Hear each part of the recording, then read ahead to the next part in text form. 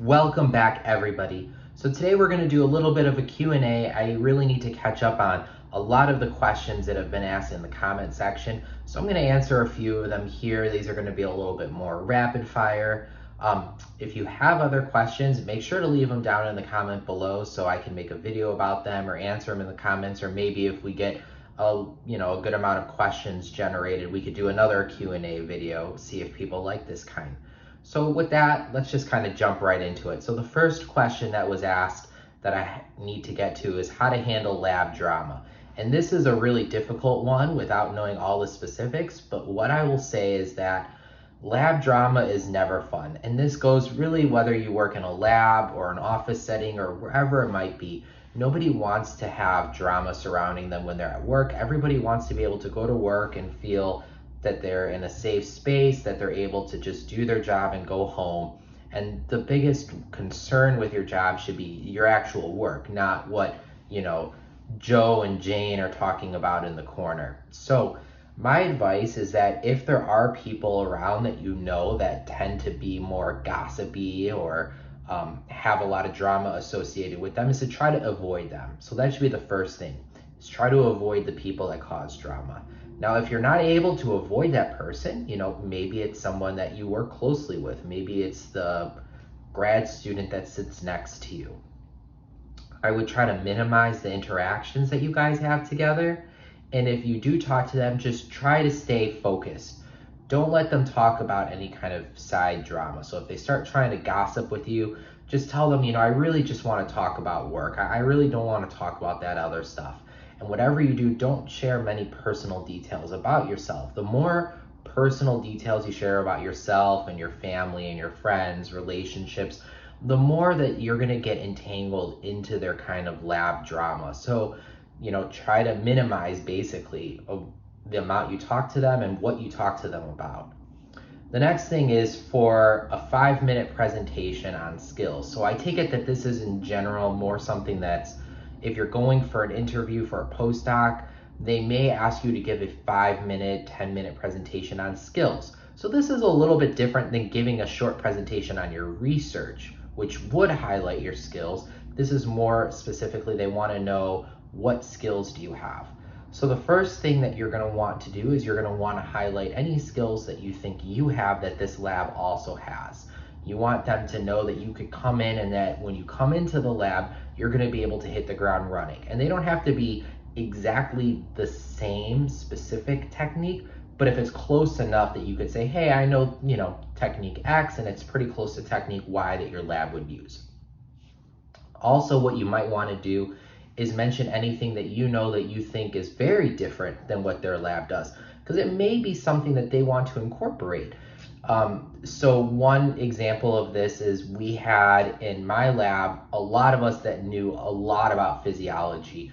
When I was doing my postdoc, it was a very physiology heavy lab. And we actually had a postdoc come in, and we're really happy to have him come in because he actually had expertise more along the side of some of these bigger omic type studies and how mass spec works. And that's something that we really wanted to incorporate into our workflow. So we were really happy to have him join us. So if you could highlight something that you think maybe would be an area that the lab may be excited about or want to get into, that could be very beneficial too. The next thing is how to handle imposter syndrome. So this is something we actually did make a video about. It was titled something along the lines of what to do if you feel like an alien in grad school. But imposter syndrome can really span across grad school, postdoc, even if you go into industry or you become a PI. No matter what stage you are in your career, you can have imposter syndrome. I know that there's some PIs that are really just stellar rock stars and they seem to have everything, but then they go to work on a specific panel and they're with people that have won Nobel Prizes, and then they have imposter syndrome because they haven't won those level of prizes. The key to imposter syndrome is just knowing that you're not the only one, that everybody that is in your situation has felt imposter syndrome. When you go to grad school, all of us go through it at one point, wondering whether or not we should really be there. When you go to become a postdoc, when you publish something, in whatever point in your career you're at, there's a chance that you're going to go through imposter syndrome. And some people may just get it once. Some people may get it multiple times. I had it when I first started grad school, and I had it certainly really bad when I first started my postdoc. When I first started grad school, I thought maybe there was a mistake. Like, there's no way that they should have let me in. Maybe I'm not smart enough, or my lab hands aren't good enough to do a PhD. And then when I went to my postdoc, I certainly thought I'm definitely not smart enough to be at Harvard. Like, these guys are just crazy and work around the clock and just can seem to do everything. And I didn't feel that I was at that level either. When I moved to industry, I didn't quite have it, but I know that there are people that have moved into industry and have felt it. So I think really the key is to just remember that you're not alone, and to take a deep breath and to just let things play out. I know that that seems really hard when you feel like you don't fit in, but sometimes you just need to let things progress. And as they move forward and you're able to move forward in that particular stage of your career, things will start to make more sense to you, and things will start to improve, and you won't really feel like an imposter anymore. The next one is how to give an elevator pitch. So this is something that is really important, and you really need 3 components to an elevator pitch. So the first thing is you need to be able to introduce yourself quickly. Hi, my name is Justin, and I run a YouTube channel. The second thing is to be able to describe what it is that you specifically do. My YouTube channel is about advice for young scientists that are going through grad school, postdoc, or the transition into either academia or industry. And then the last thing that you need to do is you need to be able to summarize why that is important. This is important because there aren't a lot of channels dedicated to this, and what I'm giving is real world advice that I found useful that tends to be lost and not really handed from generation to generation of scientists.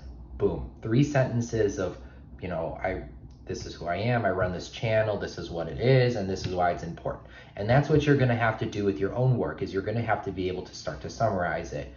Hi, my name is Justin. I study brown fat in this particular mouse model. The reason that it's important is because, the intersection of brown fat and aging hasn't been well established, and for this reason it's important, something like this. Really quick, easy, and you need to practice it and have it ready to go, because you don't need to do it when you're, at work, in the lab, but when you go to a conference, that's really when you're going to want it down. And what I suggest doing is actually getting some folks together that you work with closely, that know you and your work, and practice with each other. Get down to the second of like what it is that you're going to say, your 20-second pitch of like who you are, what you do, and why it's important. Because when you go to a conference, that's what you need to do to be able to get people's attention, especially somebody more senior that's really busy. Okay, and the last question that we're going to talk about today and then wrap up with is some, what are some general questions that I could expect when I'm giving a postdoc presentation or when I'm doing a postdoc interview. Now, of course, the largest basket is going to be ones I can't necessarily give, because those are going to be specific to the work that you talk about. But some other questions that I've seen come up a bunch of times are, if you had unlimited money and you can continue on doing your dissertation work, where would you take it next? Which really what they're doing is trying to prompt you to be creative, not just give the one next step that's like easy to do. Like, what is your like big grand vision for how you would move your project forward? Why this lab? So what they're really asking is you obviously have the ability to apply for many different labs, and you probably have, but why are you specifically interested in this lab? What skill set do you have? So is there a specific skill set you think that would be important for this lab to get, or that you have that would make you successful in this lab? And I've seen a lot of people ask about why are you looking to change fields, because there's a pretty good chance that you're going to be applying for a position that's not quite what you did in grad school, and so people might ask, why are you looking to change fields? Other questions that I've seen are, what are your goals for this role? So specifically this role, are you looking to get grants? Are you looking to learn new techniques? And then from there, going into career goals. So are you coming here just for like 2-3 years to publish something quick and go to industry? Or do you want to stay for 6, 7, 8 years and develop a program that you could take with you and start your own lab as a PI? Also, how do you feel about moving here? Just, simply, you're probably going to be moving somewhere else in the country, or maybe even across countries. Why are you comfortable living in this town that you're going to be in? And do you understand the department and where the lab fits within the department? These are things that they want to know, that you've done a little bit of homework, that you've read maybe some of their papers, and that you have an understanding of what the lab does.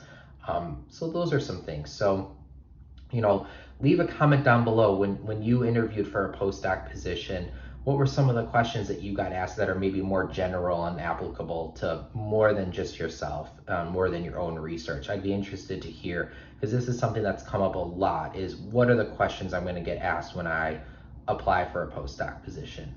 And so with that, I think we'll wrap it up. But this has been a good Q&A. Maybe we could get another Q&A going. So make sure to leave your comments down below, and I'll catch you guys in the next one. Bye.